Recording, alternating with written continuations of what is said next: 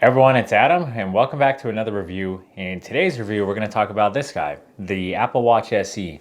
And one of the biggest things about this watch, I would say right off the bat, is its habit forming. And this watch came out in September 2020, which doesn't seem like it really has been that long, given that this thing not only does it look and feel brand new still, but it feels as if Apple would have released it this year. And the reason why I say that is because I see no difference in functionality with this compared to even the Apple Watch Series 7, where I was playing around with that at Best Buy like a couple weeks ago, kind of considering should I upgrade before doing this review. Like, should I do an updated review on this or should I just review the Series 7?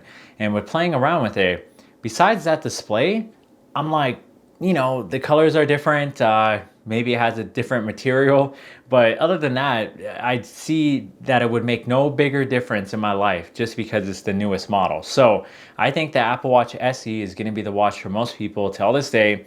And here are my reasons why and why I think you should get an Apple Watch if you're considering it, obviously being in the Apple ecosystem. Now, some of these things are going to seem obvious, but hopefully it's the latter part where you're like, hey, I didn't really think about that. And it's because it's my real world experience since this was released and had well over a year of using this Apple Watch and being like, oh, okay, like I didn't see it that way. And it should be habit forming and make a difference in your life with these tips or these things I'm going to bring up. Number one thing I'll bring up is the alarm clock. So I like that I just put it on my wrist. It vibrates in the morning and I get woken up in a more gentle state, not in a frantic or a panic state. And there's actually studies on this where most alarms, because of how they sound and they're literally an alarm and it very obnoxious and loud, obviously because it's trying to wake you up, activate fight or flight and stress hormones and this and that. And that's not a good state to wake up in. You're not meant to wake up in a panic. You're meant to wake up with ease and in a gentler state and progress into getting up. And so that's the biggest reason why I loved it. Plus, you had the benefit of, let's say you're married or if you have kids or roommates. I mean, how many times has a roommate, when I've lived with roommates and, with my family and this and that, their alarm clocks always woke me up. And that affects people's lifestyles. Whereas if your wrist is the only thing vibrating to wake you up, I mean, think about how nice that is. So that might be reason enough. That one little thing, the fact that you can have an alarm on your wrist. Now, second thing is timer for workouts. And I've tried it on my phone. I know there's workout apps and this and that, or maybe YouTube videos where they have a timer for that workout. And yes, that's beneficial. But if you have time under tension workouts, which what I usually do, I have to do each set for 20 to 30 seconds. And I like listening to audiobooks at the same time. And so it's hard for me to keep track of that time, obviously, while trying to listen to an audiobook. And when I did try it on my phone, I felt like it just made me more prone to get distracted on my phone. This is the only device I ever use, as silly as all that sounds, where I set a 30-second timer, and I think I said minutes, but I meant seconds if I said minutes. But I would set a 30-second timer, and boom, I can listen to an audiobook, and it's just right there on my wrist where I hit repeat every time it vibrates to let me know that it's time to change the set or change the workout. And so speaking of working out, what this next thing leads me into is timing hikes. So I've been on plenty of hikes since I got this watch. And one of the best things about that is, let's say, you go hike for an hour or two and the sun's going to go down. And you're like, oh shoot, the sun's going to be down about 7 o'clock. Let's say we're talking in the summertime or whatever. One of the best things about that is keeping track of being like, well, we hiked for 2 hours because I had it tracked. So, if it's been 2 hours now and it's 5 o'clock and the sun goes down at 7, well, now you can keep track of that. Now you're like, hey, I know we'd like to keep going further, but we ain't got flashlights, so we're heading back now. Whereas if you don't have a way to track that or anything like that, like let's say you even forget your phone, but luckily the watch is always going to be on your wrist, now you can keep track of little things like that. And the added benefit of keeping track of how many miles you went and how many calories you burned. And those things alone, without being a fitness freak or anything, have helped me feel like I actually have progress in my life with my workouts, but especially hiking, because I'm a very avid, I love hiking, one of the best things to do, especially in getting a workout in. And so whatever time of year, it is, that's another huge benefit. It's just keeping track of things like how far you actually went, how many calories you burned, but when you probably need to go back so you don't get stuck in the woods in the dark. Now, this next one is going to be huge, and I haven't seen many people mention this, but that is using accessibility and gestures with just one hand on your watch. And I did that and it got activated. And so I will show some B-roll here, but I have the full, how to do this shorts video in the link below in the description. But this one's huge for me. And I know it's going to be huge for a lot of people because there is so many situations where obviously this is for those who may be missing an arm, or just don't have the ability to touch the watch for whatever reason. Or you might have something in one hand and you need to use it for one hand.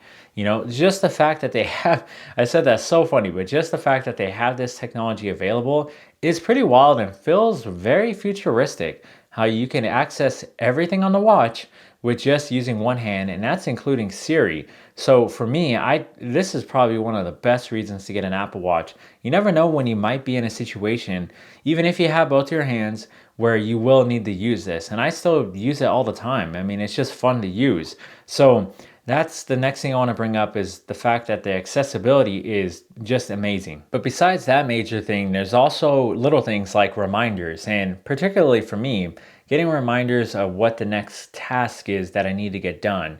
And so whether it's grocery shopping or an errand to run or an appointment, etc., you don't always have your phone on you, but you're always going to have your Apple Watch on you.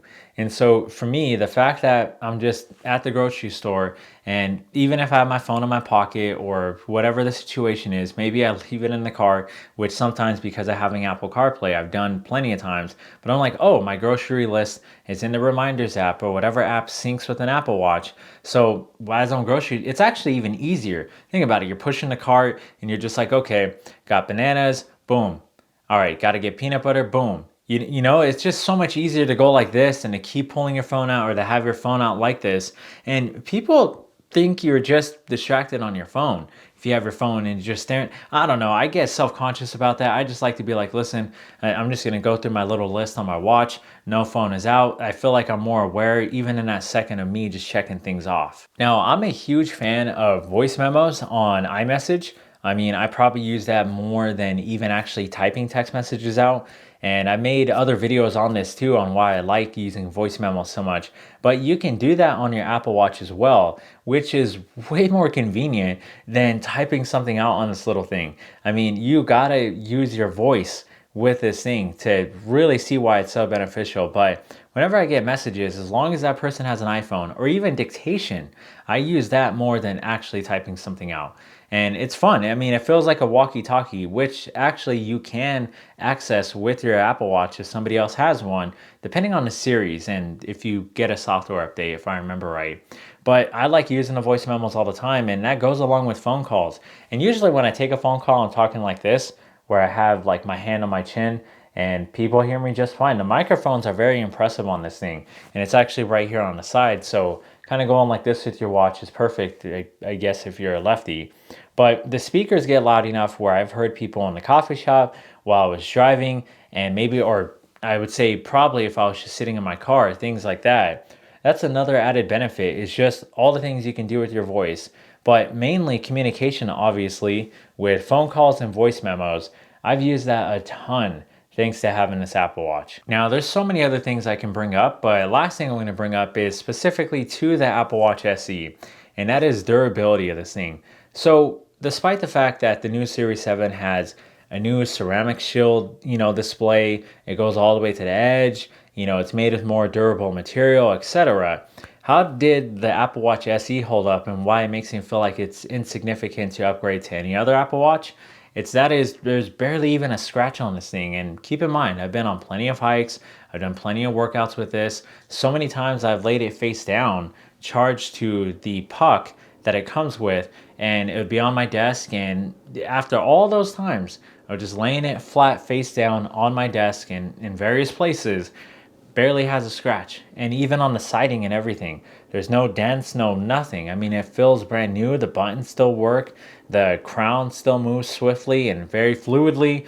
I mean, however you want to put it, it's held up durability wise. And that includes the software usage of this Apple Watch with a few different updates that have happened. I don't remember how many, but even with those software updates, there's no lag at all. I mean, there's no reason to have this be a 120 hertz refresh rate. I mean, I don't even see why that would be important at all on any Apple Watch, at least for the time being. So when it comes to scrolling through things and just speed of implementation with everything, it all works just fine like it was brand new. So for me, I think the Apple Watch SE is definitely the one to go with if you're considering getting one now, or if you're just wondering if this watch is still holding up. I think the only problem I had is the solo loop, and that has stretched out over time to where I got this Nike band, and I just think the Velcro, and especially with working out and sweating a lot, this is just more, I like the usage and feel of this more. And in the summertime and in the wintertime, etc., where the sport loop, I felt like it just felt too sweaty or sticky sometimes, especially if I went for a run outside in hotter weather, and it just stretched out too much over time. And I don't have the biggest wrist, so that sucked, you know what I'm saying? But anyhow, to finish this review, I love this thing. One of the best investments I ever made, and it's not that expensive, and it should hold up for many years to come. I mean, unless this thing gets a cracked screen or really starts to lag in speed and I start noticing that, that's the only time I'm going to upgrade. So anyhow, really appreciate you watching this review, and I hope all is well. So I'll see you all on the next one. Stay safe and stay healthy.